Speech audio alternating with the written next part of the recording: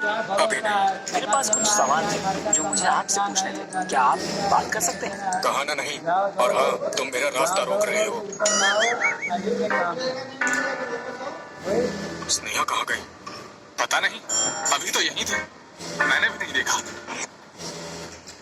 दो बहनों ने एक साथ वरमाला फेंकी। प्यारी छोटी बहन ने अपनी बड़ी बहन की वरमाला छीन ली और उसे ताकतवर और अमीर बेटे की ओर फेंक दिया। जब बड़ी बहन की बारी आई तो उसने देखा कि सड़क के किनारे एक फटे हाल भिखारी खड़ा है और जब बड़ी बहन ने वरमाला फेंकी तो वो उस भिखारी के हाथ में जा गिरी। उसे बिल्कुल अंदाजा नहीं था कि वह भिखारी असल में भेष बदलकर यात्रा पर निकला हुआ राजा है। ये तुमने क्या किया? इतने सारे वीर पुरुषों में से तुम्हें यही मिला था? इतने वीर और समृद्ध युवक यहाँ पर थे, पर तुमने वरमाला एक भिक्षुक को दे दी।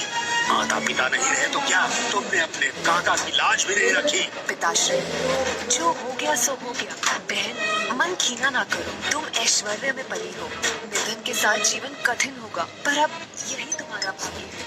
यदि विवाह ना हुआ तो वर्धन परिवार पर से जन समाज का विश्वास उठ जाएगा। हाँ हाँ, उचित कहा है। महाराज, ये वरमाला आपके हाथ में है। अभी भी समय है, आप इसे किसी अन्य को सौंप दीजिए। तुम चिंतित क्यों होते हो सत्यदेव? मेरी इस अवस्था को देखकर वे स्वयं ही मुझे अस्वीकार कर देंगे। तुमने तो आज समाज के सामने मेरा सम्मान भंग कर दिया। ध्यान से देखो इस व्यक्ति को। क्या ये तुम्हें वर्धन परिवार का जामाता बनने योग्य लगता है? पिछली बार दुष्यंत से विवाह के पश्चात जो कुछ भी हुआ, उससे तो उत्तम है कि मैं किसी निर्धन से विवाह कर दूं। कम से कम जीवन इतना दुखद तो नहीं होगा। वरमाला के नियमों का पालन करना अनिवार्य है।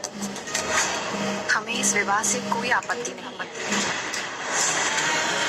यदि यही विधाता का आदेश है तो हम इसे हृदय से स्वीकार करते हैं। हम वसुंधरा हैं। और आपका परिचय? मेरा नाम वीर दत्ता है। वीर दत्ता, हम आपसे जानना चाहते हैं कि आपको हमसे विवाह करने में कोई आपत्ति तो नहीं है?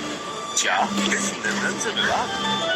आप सच में मुझसे विवाह करना चाहती हैं? जी, वरमाला आपके हाथ में है और यही हमारे परिवार की परंपरा है। क्या आपको कोई आपत्ति है?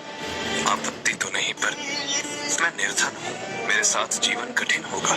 क्या आप अब भी इस विवाह को चाहती हैं? धन से सर्वश्रेष्ठ तो एक शुद्ध और स्थिर मन है, और यदि हम दोनों परिश्रम करेंगे तो हमारा जीवन भी अच्छा व्यतीत होगा। इतने उच्च विचार, इतना साहस मैंने किसी युवती में नहीं देखा। ये एक निर्धन व्यक्ति है, तुम इसे पाकर ऐसे प्रसन्न हो रही